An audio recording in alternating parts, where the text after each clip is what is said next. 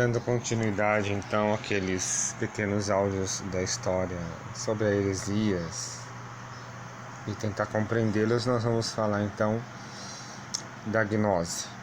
É um comentário curto, então nós não vamos estudar ou entender sobre gnose,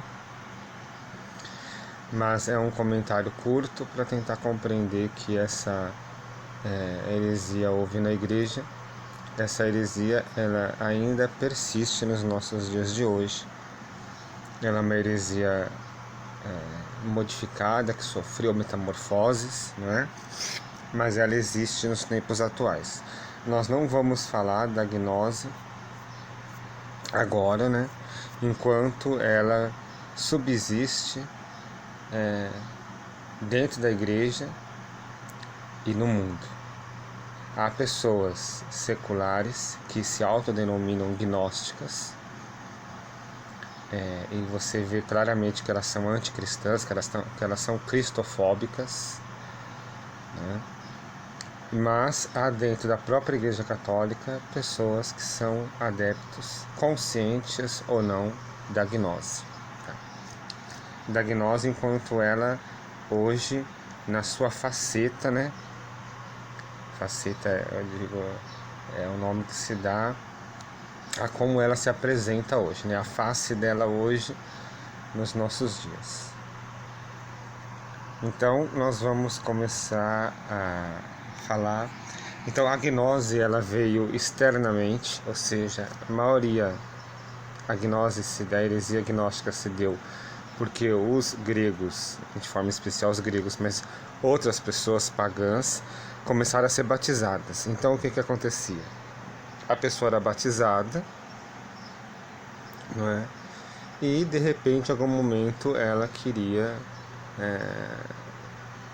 expor aquilo ali, trazer aquela realidade filosófica, porque a heresia gnóstica é uma linha de pensamento, são pessoas acadêmicas, estudiosas, né? Pensadores, e por causa disso eles começaram então a raciocinar através do conhecimento, da inteligência, sobre Deus e sobre a religião cristã, e acabou que eles começaram a criar essa heresia. A gente vê aí então a vaidade do saber, não é? Isso é um ponto interessante, que às vezes você nota as pessoas estudando, não é? Estudando, falando, enfim, pessoas autodidatas ou pessoas que começam a estudar, fazer filosofia, teologia e vários outros âmbitos acadêmicos na área religiosa, da religião, especialmente estudo da religião. E você nota que essas pessoas, quanto mais elas querem entender, mais elas se afastam. Isso não é um mal, isso não quer dizer que eu estou dizendo que não se deve estudar, não é isso, né? É que toda a forma autodidata, ou todo estudo, ou todo conhecimento, né?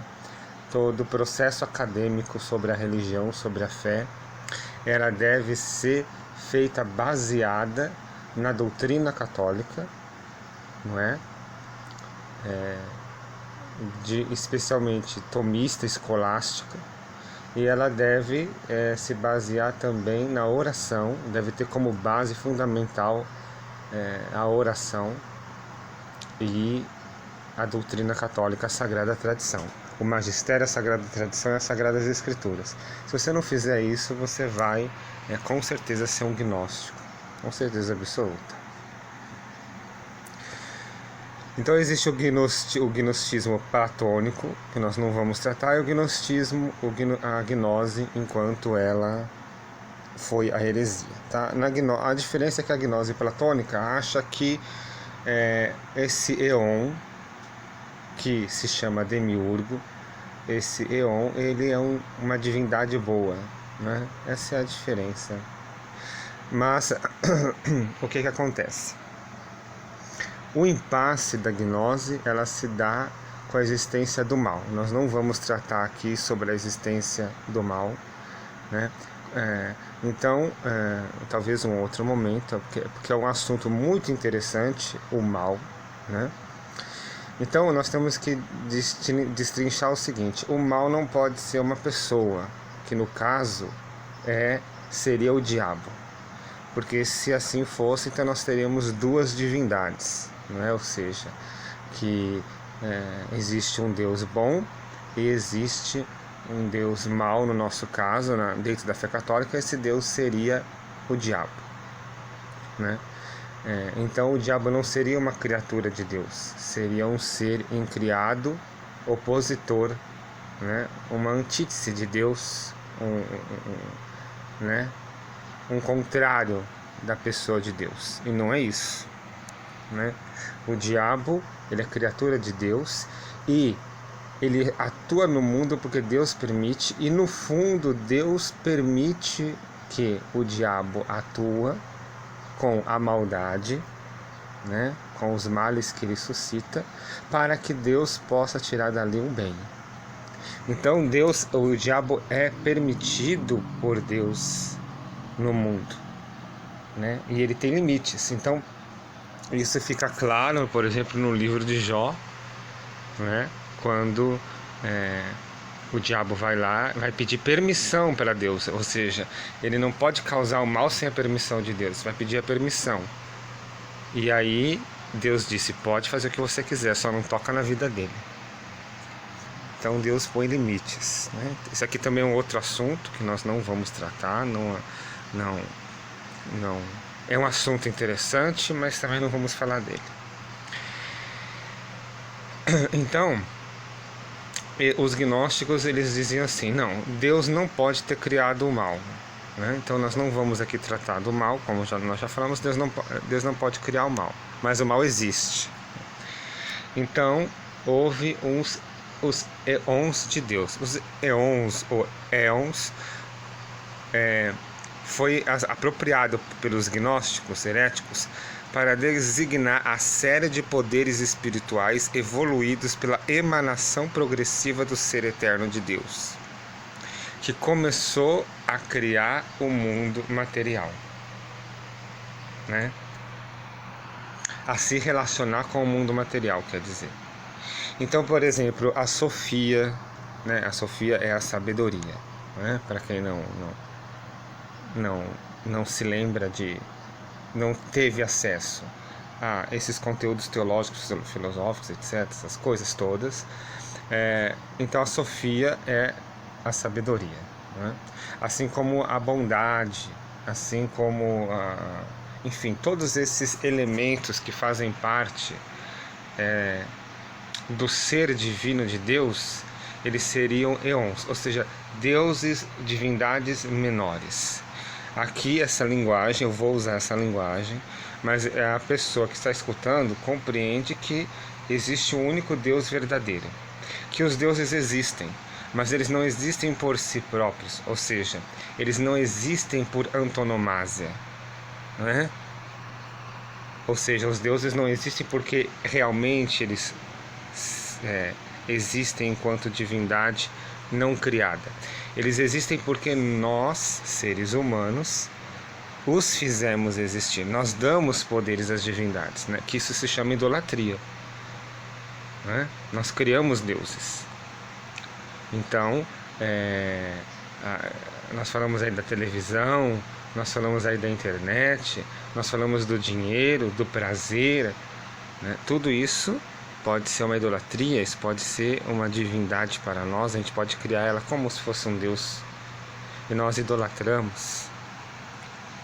E assim também, igualmente, a gente pode criar deuses no seu contexto de adoração enquanto culto, né? Eu creio no Deus tal, né? Ou seja, esse Deus não existe, por antonomasia ele não existe, mas eu criei e eu realmente o tenho como um Deus.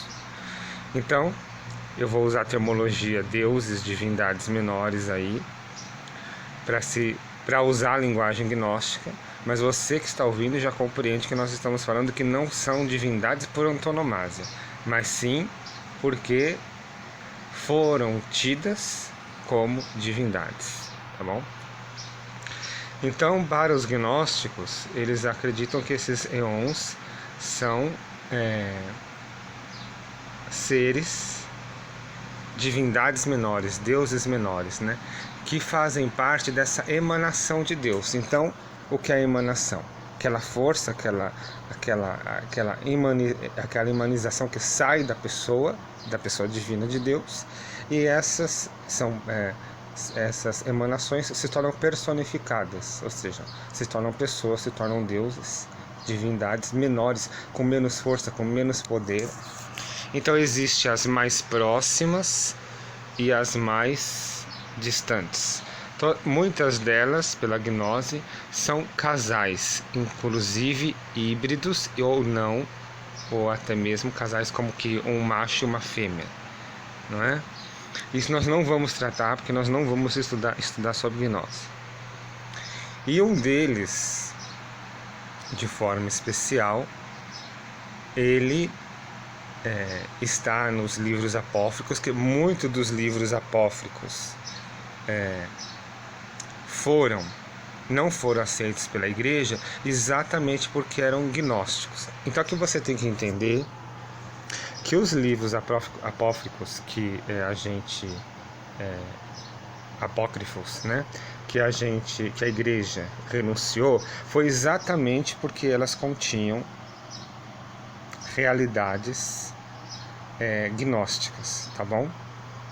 Então isso é muito importante, porque o cânon da Bíblia, ou seja, os livros que a igreja, pelo poder do Espírito Santo, declarou como que verdadeiramente inspirados, é porque a igreja viu que ali não existia uma sequela da gnose. Então nós estamos falando que os gnósticos, eles escreveram evangelhos, né? Só para vocês terem noção como que essa heresia estava dentro do corpo da igreja, e ela foi assim com grande tomando forma, né?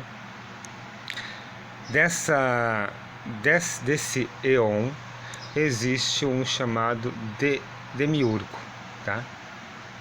Ou Aldabaó, filho do caos, tá bom? Samuel, Nebro, ele recebe outros nomes, mas de forma especial, Demiurgo é o nome mais usado quando nós tratamos, mas também Aldabaó também. Também, às vezes, eles fazem uma referência a Sabaó, que nós também usamos no Sanctus, né? Aquele hino do Sanctus, né? Santo, santo, santo é o Senhor, Deus do universo. O Deus do universo é Sabaó, tá bom? Mas não é a mesma coisa que o Demiurgo. Então, o Demiurgo, ele é um eon mais próximo de Deus. E aí, como que a gnose, vamos tentar aqui explicar, então, parte desse princípio, ela parte do segundo princípio. Deus, o Pai, ele faz a criação do nada, né? Então ele faz essa criação, ele faz a criação daquele nada que existe no nada. E o Demiurgo, ele cria do caos. Então é como se fosse, não sei se as pessoas que ouvem já viram, pessoas que mexem com metal, né? Ou então com vidro. Então é aquela coisa disforme, né? E que você vai dando forma naquilo, você vai colocando na furna e vai dando forma, né? Então o Demiurgo, ele faz dessa mesma forma. Ele é um eon de Deus que, olhando para o infinito de Deus, para a beleza de Deus, do Deus verdadeiro, incriado e eterno, ele faz uma cópia, ele tenta fazer a perfeição da cópia do caos que existe aonde ele está ali fazendo aquela criação.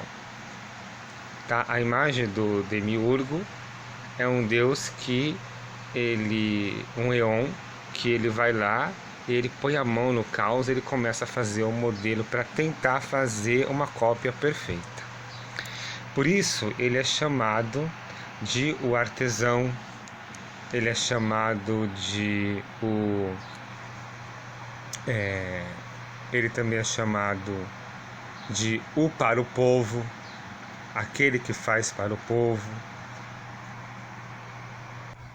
ou seja, que trabalha para o povo, né, que faz para o povo, o trabalhador, o semiátrico, o artífice do universo, o operário manual. Então é exatamente assim que ele é visto, né, como aquele que está trabalhando naquele caos para tentar fazer algo bom, algo perfeito. Só que não sai perfeito porque a cópia não é o original. Compreende? Então, como a cópia não é o original, essa cópia ela é imperfeita. Então, os gnósticos diziam que esse demiurgo que faz a criação material do caos para tentar fazer uma cópia original do bem, do perfeito, do belo que está em Deus, ele sai imperfeito e por isso ele faz a matéria que ele faz, ou seja, a obra-prima dessa matéria que ele trabalha, ela é má em si, né? Ou seja, o mundo material que o demiurgo faz, quando ele cria cosmologicamente esse mundo material, é mau. Então, esse Deus, esse Eon, é imperfeito, tá? O demiurgo não é, ele não é um ser, um Eon dualista, né? Como com quem diz assim, ele pode fazer o bem e que ele escolhe fazer o bem ou escolhe fazer o mal. Ele não é dualista, ou seja, ele faz aquilo com o intuito bem, mas sai imperfeito. Então, ele não faz a escolha de fazer aquele bem ou aquele mal. Isso é a mesma figura da religião afro com o Exu, né? Que eles dizem que ele não é dualista. O que é uma grande mentira, porque se você vai procurar o Exu, ele vai 1000 vezes querer fazer o mal do que fazer o bem. Mas eles dizem, não é, que não é verdade, que ele não é dualista, que ele não faz essa escolha, que ele é imparcial e que então quando você consulta ele, você vai pedir o mal, ele vai fazer, você vai pedir o bem, ele vai fazer, o que é uma grande mentira. Então o demiurgo tem o mesmo conceito, né? Ele não faz o mal, simplesmente ele quer fazer o bem, mas saiu o mal, não era essa a intenção. Então esse Deus, esse Eon, criou o mal. E esse mal é o mal material, tá? E dentro desses eons de Deus, dessas emanações do Deus verdadeiro, incriado e infinito, santo, existe um eon que é o Verbo, o Logos, ou seja, a pessoa de Jesus, tá? Então esse eon, ele toma a forma humana, ele entra no mundo da matéria para santificar essa matéria, porque essa matéria criada pelo demiurgo é má, é imperfeita, é incompleta, não tem, é uma cópia não perfeita do original. E ele entra dentro da realidade do mundo material com o pleroma. Esse nome grego, essa terminologia grega, para algumas pessoas é bem conhecida, principalmente nos ramos aí da pessoa que trabalha com RCC. Então o pleroma, ele é uma palavra que ele conota o total, não é? ele conota a plenitude. É uma conotação, uma palavra holística, ou seja, uma palavra de totalidade, de plenitude. Então, o pleroma é quando você está cheio, está pleno, está transbordante daquela realidade, que no caso aqui é a pessoa do Espírito Santo. Então, esse Jesus, ele fica pleno desse Espírito, né, dessas perfeições de Deus, para que ele pudesse purificar aquela criação material imperfeita. Então, para o gnóstico, esse mundo material, ele não é bom. Então, a criação que o Demiurgo fez má, né, porque de certa forma é concebido que o Demiurgo é um mal, né, que ele é um deus mau. Então ele fez aquilo ali imperfeito, né? Mas essa imperfeição deste mundo, essa visão negativa do mundo, da história, da criação material, ela um dia há de acabar, entendeu? Ela vai desaparecer um dia para eles. Então, em algum momento, tudo isso vai ser restaurado e vai se tornar perfeito. Então, você consegue notar por que é que a gnose ela é uma heresia que está presente até hoje dentro da Igreja Católica? Porque o raciocínio, o modo, a linha de pensamento teológico, filosófico, ela bate muito com a realidade católica. Tá? Existem heresias que elas são quase que a doutrina católica, né? Então, o que separa a verdade da fé católica e a heresia é um fino véu, né? E às vezes, que nem a gnose, é muito assim, é uma resposta lógica para as realidades da nossa vida. É como o espiritismo, por exemplo, né? Às vezes a gente quer entender por que uma pessoa morreu, né? Então é mais fácil você dizer, não, essa pessoa ela morreu porque ela vai ter que reencarnar, ela vai ter que ser melhor, entendeu? E agora ela vai se purificar. Então o que acontece? Essa pessoa agora ela está viva em outro lugar, olha que lindo, né? Tira essa tristeza do rosto e essa pessoa ela vai ficando perfeita. Então é uma solução muito bonita, né, para você anestesiar as dores humanas. Então, quando você está falando de um mundo mau, né, de um demiurgo que fez um mundo ruim, um mundo mau, é uma resposta muito boa, muito fácil para nós lidarmos com as situações que nós não entendemos, quando na verdade Deus governa todas as coisas, como nós dissemos no começo, inclusive a permissão do mal, né? Então é mais fácil ter uma visão dualista, ou seja, que de fato existe um Deus bom e um Deus ruim, que no caso aqui é o demiurgo, no conceito gnóstico, tá? Então, aonde que está o erro dessa heresia, tá bom? O erro dessa heresia está que nosso Senhor Jesus Cristo, o Verbo, o Logos, esse On de Deus, ele entra na matéria. Então, quando ele toma a matéria, ele não pode ser bom. Então, ele tem que receber esse pleroma, ele tem que receber essa plenitude desse dom do Espírito, que no caso é o Espírito Santo. E ele, então, reforma, refaz e ilumina, né, de forma iluminativa lá, aquela criação ruim.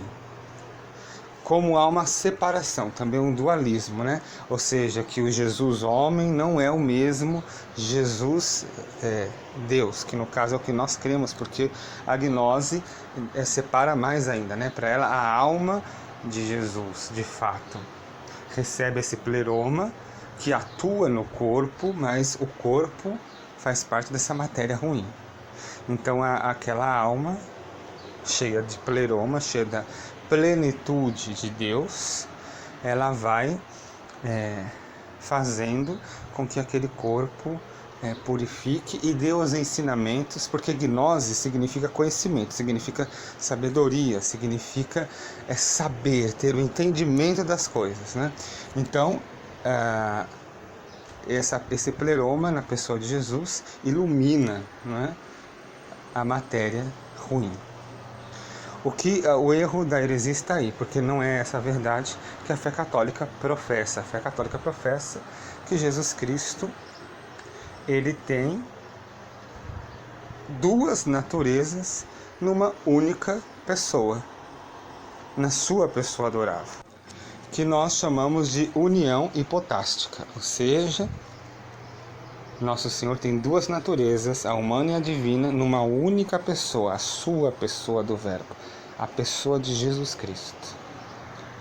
E essas naturezas, elas são fundidas, né? Elas são iguais, elas são idênticas, elas são uma só. Ela está presente na pessoa de Jesus. Ela não difere, né? Então Nosso Senhor não fica pleno do Espírito Santo para ser sábio. Não, ele é a sabedoria e ele é verdadeiramente homem. Então a encarnação do Verbo, que por sinal é o que nós vamos celebrar agora no tempo do Natal, né? É exatamente isso, para dizer que a matéria não é má, porque Deus, o nosso Pai, o Criador Supremo, criou a matéria, né? Então ela é boa, mas essa matéria ela pode ser corrompida, né? Então por isso que lá em Gênesis diz, né? E tudo que Deus fez foi bom. Então tudo que Deus fez foi bom, mas essa natureza, essa criação material do mundo material, ele pode ser corrompido, né?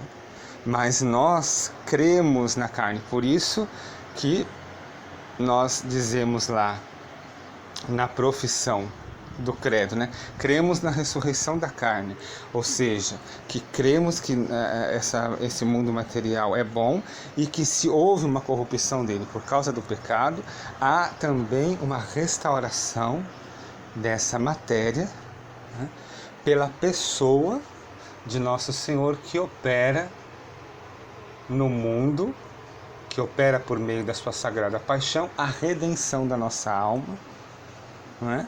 E a perfeição deste mundo, do reino de Deus, que é a restauração desse Éden, da qual foi corrompido, porque o mundo foi criado aqui, nesta terra.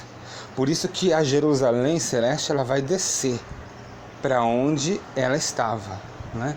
Porque o paraíso era aqui na terra, o paraíso era no mundo material.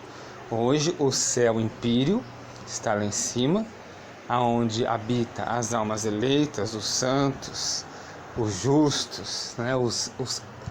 As falanges angélicas, e lá no sétimo céu, no terceiro céu está Deus, né?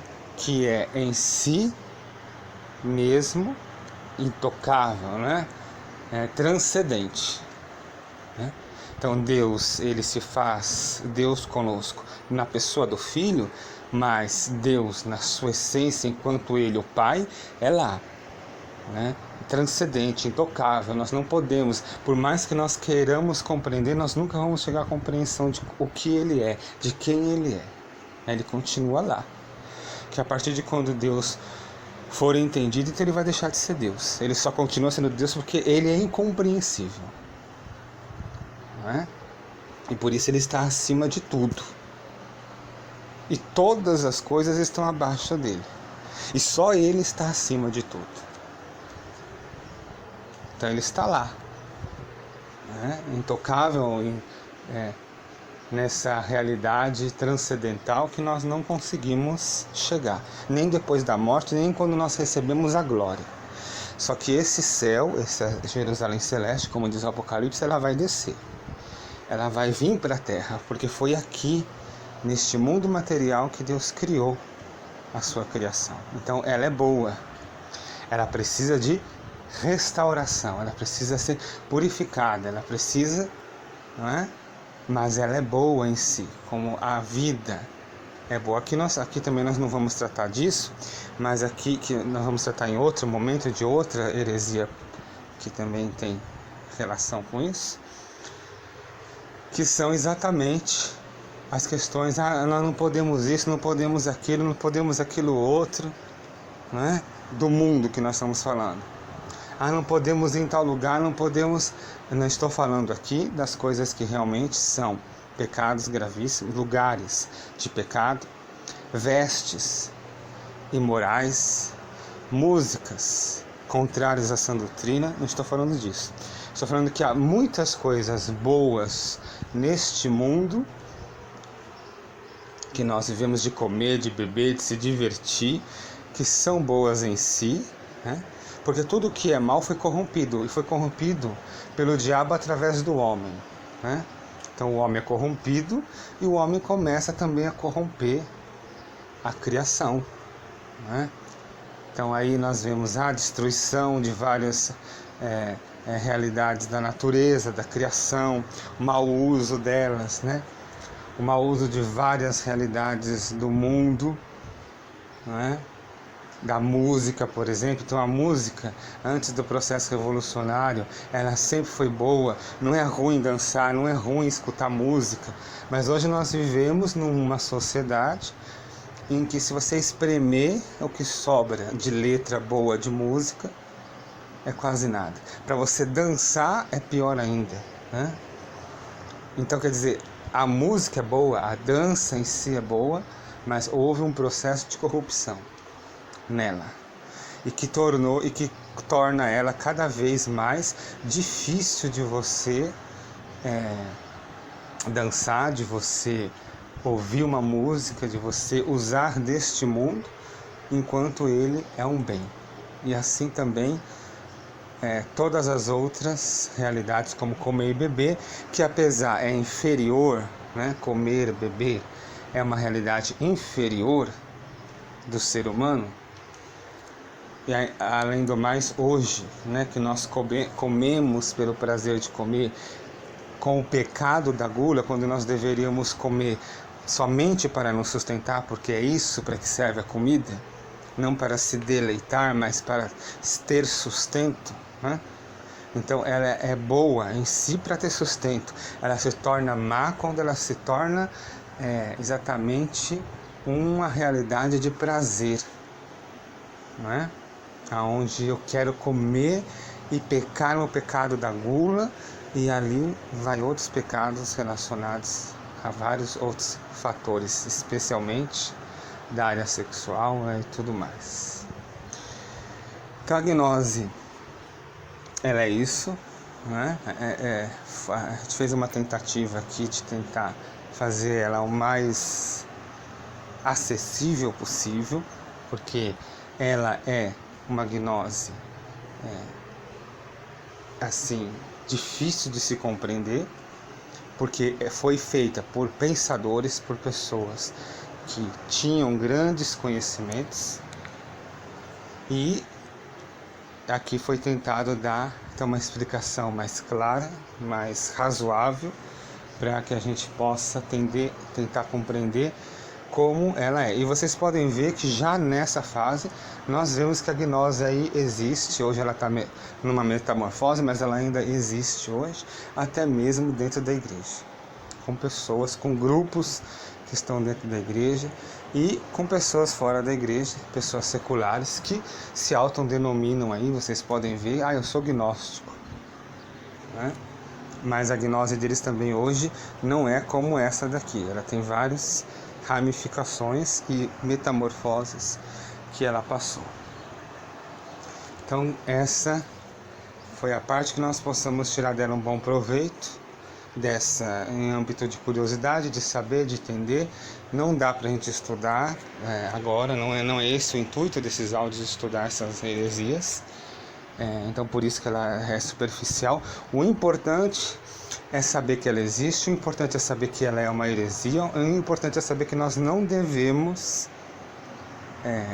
beber desta fonte. E vocês podem ver que esta água é cristalina. É falsamente uma água cristalina, só que ela tem bactérias, né? Estou fazendo uma analogia, né? para mostrar que ela existe nessa heresia uma beleza que cativa, mas ela é venenosa. Né? Ela é venenosa porque ela é uma ofensa à encarnação do Verbo, que nós vamos celebrar agora no Natal. Jesus assumiu a condição humana e viveu, por isso que a palavra de Deus diz, né? E viveu em toda a condição humana, menos o pecado, para dizer que há como a gente viver neste mundo material renunciando ao pecado, né? E que não necessariamente a matéria é ruim em si mesma. Louvado seja nosso Senhor Jesus Cristo.